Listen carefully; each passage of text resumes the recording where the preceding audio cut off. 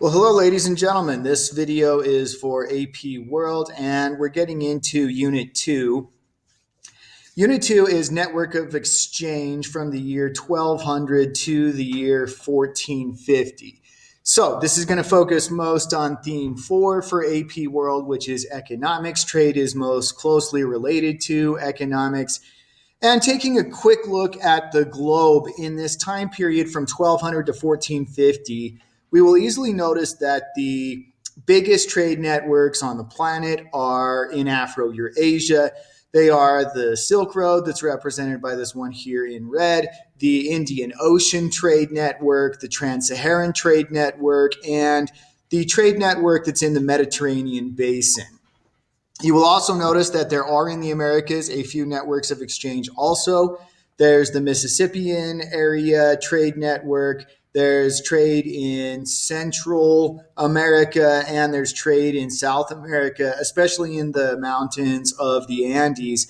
But you'll notice that there is no big connection between Afro-Eurasia and the Americas in this time period. There's no Columbian exchange yet. This unit only takes us to 1450. And so we don't get the big connections between Afro-Eurasia and the Americas that come after 1492.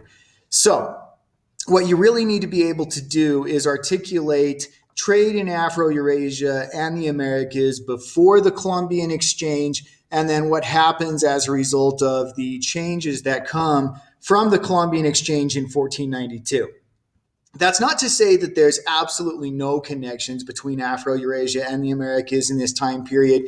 There's probably a very occasional boat that will make it from Afro-Eurasia to the Americas. And there was, for a very brief while, a little colony in Vinland that the Vikings established, but that colony was not successful. So, in short, you'll note that the societies of Afro-Eurasia and the Americas are very different in this time period. There's a lot of different development of technology. Most of the societies of Afro-Eurasia in this time period will be, metalworking societies. They have access to like iron tools and stuff like that. Whereas the American societies of this time period are basically Stone Age societies. The first one that we're going to focus on is the Silk Road, and that's going to be Key Standard 2.1. The Silk Road continued to be primarily focused on the exchange of luxury items.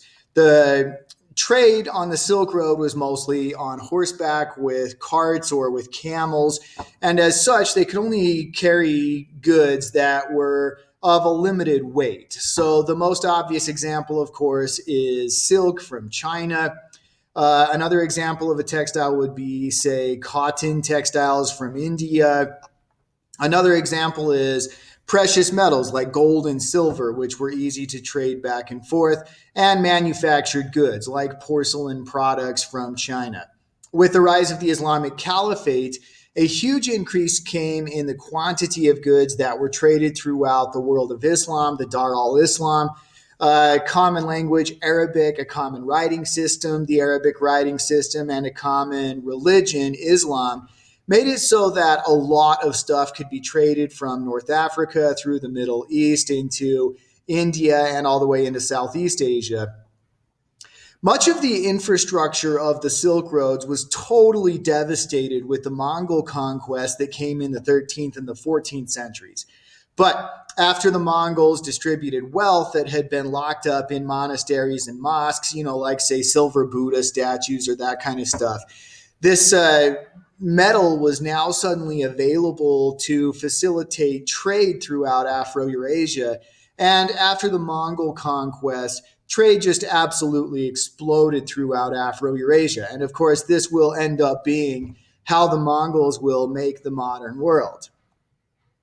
Improved commercial practices led to an increased volume of trade and expanded the geographical range of existing trade routes, including existing trade routes like the Silk Road, which promoted the growth of powerful new trading cities. Some of these new cities include Kashgar. Kashgar is historically much more of a Central Asian city, primarily a Muslim population, but today it is actually part of China's Xinjiang province. But it really helped to facilitate trade from China throughout the Central Asian region and then connecting to the rest of Afro-Eurasia. Next is Samarkand.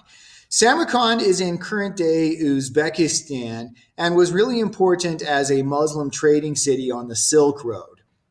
The growth of interregional trade in luxury goods was encouraged by innovations in previously existing transportation and commercial technologies, including the caravanserai, forms of credit, and the development of money economies. Caravanserai first look kind of like this. They are way stations. They're places to set up for caravans to come in and, maybe take some days off as they're traveling, as they're trading, or resupply with things that they need. This is an example of one that's in Turkey, but you could find similar ones throughout the entire Silk Road. Demand for luxury goods increased in Afro-Eurasia. Chinese, Persian, and Indian artisans and merchants expanded their production of textiles and porcelains for export. So, for instance, India with cotton textiles, China with silk goods. Manufacture of iron and steel expanded in China also, which can be seen in the Qingming scroll. Examples of new forms of credit and money economies are bills of exchange, banking houses like this one that could be seen in the Song Dynasty of China. Use of paper money came about. In the Tang and Song dynasties in China, they were able to develop printing presses, which made it so that they could create standardized bills that could be used as bills of exchange. And they were. And these became common bills to use for exchange on the Silk Roads to facilitate trade in the Song dynasty. This would be totally devastated in the Mongol conquest, but in the Song dynasty in China, paper money allowed for the exchange of goods all throughout the Afro-Eurasian region. Ladies and gentlemen, that's key concept 2.1.